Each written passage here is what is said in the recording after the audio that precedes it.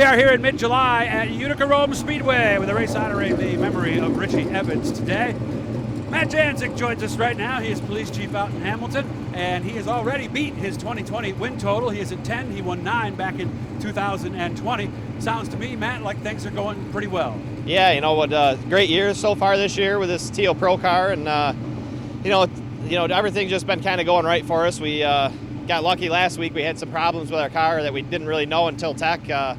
They wanted to check rear ends, and we actually found that I had a bent rear axle tube. So wow. We've had a couple off weeks at Fulton. I'm hoping that's what it was, and we can kind of regroup and pick up and just keep winning some races. Who noticed the bent axle tube? At Tech, they wanted to check whatever they were looking for in the rear ends, and we pulled off the drive flange, and it actually came off really hard, and we noticed the axle wasn't centered. Then we pulled it out, and then the axle was bent and the tube was bent. So, wow. Big thanks to Paul Jensen for getting it, switched around for us this week. You did that in the pits? No, we did it during the week at the shop, but Matt Hearn got us a new axle tube sent over, and we got that put right in. He overnighted it to us, and Paul Jensen put that in for us on Tuesday, and Tuesday night we were able to get it back in the car and finish things up last night for tonight. Nice. I have not been to Utica Rome Speedway yet this year. I'm hearing awesome things about the surface. You tell me, how is it? Yeah, you're in for a treat for sure. This oh, I am, huh? Mr. Friesen there has done a phenomenal job with this track. It's probably one of the best tracks I've raced on in a long time. Wow. Week in and week out. It's smooth. It's super fast early in the night, and starts to slow down as the night progresses. Consistently enough slow down where you can make the right adjustments throughout the night, and it doesn't go from super heavy to super slick, super fast. So, I don't know what he's doing, but he sure does know what he's doing. The track's been great. Has there been a dominant groove, or has it been all over the place? Earlier, I think we've won maybe 3 or 4 races around the top, and last week we're able to win it around the bottom. So I've been saying that the top's been very dominant, but last week we pulled it off from the bottom. Now, can we still run that lip up there like we always could? I think you can run it now better than we have in a long time. I think Why? The track, I think week after week in the years past, the track has got less banking and longer on the straightaways. And Jamie Friesen has, brought it back up and pushed the stuff back onto the racetrack and brought the banking back, especially getting into turn 1. It's quite high. So you can carry a lot of speed through the center and to get to the backstretch. So I think speeds are a little bit faster than they have been in the past, and the track conditions have just been great. Okay. How much are we racing other places? We've got 4 wins. There are 4 different tracks we've won at. So we've got. Are you running Fulton Weekly? We're running Fulton Weekly. I went to Georgetown, Delaware at the beginning of the year. We went to Sealands Grove.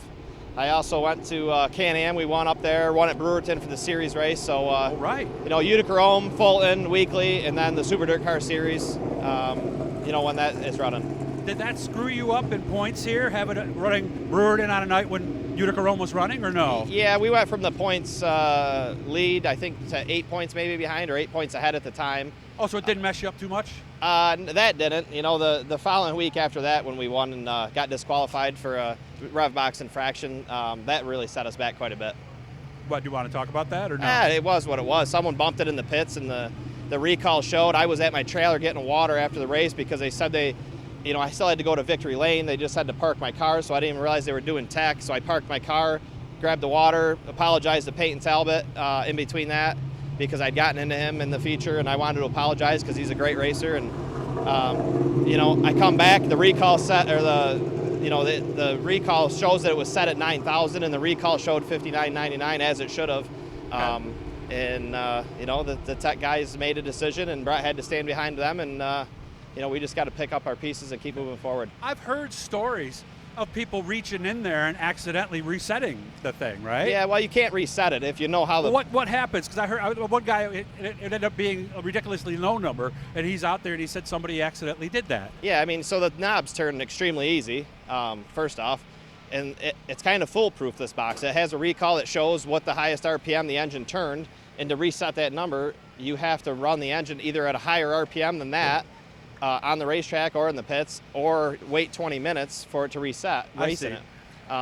So that's a secondary feature that shows what the RPM was that MSD put in those boxes for that reason, to make sure that the set RPM is what it is, and then that it recalls what the highest RPM was, Gotcha. in case people want to try to cheat them. But You know, the track didn't want to hear anything about that. They didn't want to confiscate the box and send it out to prove that it was a properly functioning box and that we didn't turn more than 6,000 RPMs. And, you know, that was their decision. I don't agree with it. Brett knows that.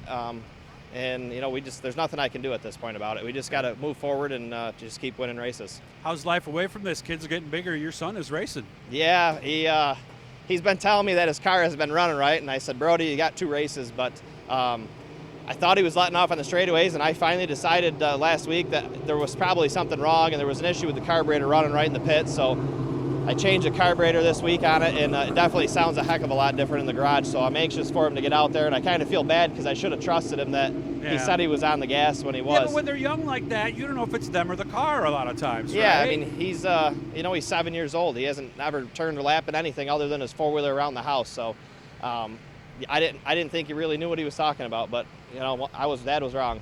All right. Well, I'm glad to see you doing well. Life's good. The family's good. You're swimming in the pool. You're having fun, right? Yeah, you know what? Things always be worse, and the business is busy. That's awesome. So everything's wonderful there. Family's healthy, and, you know, just living day by day. Can't ask for much more, can we? Not at all. Good to see you. Maybe I'll talk to you at the end of the night, okay, Thanks, Matt? Doug. Again, we reached our goal, guys. We're still looking for subscribers and likes, so make sure you do that. Again, have fun tonight, and please give the wife a hug for me, okay? Thanks a lot.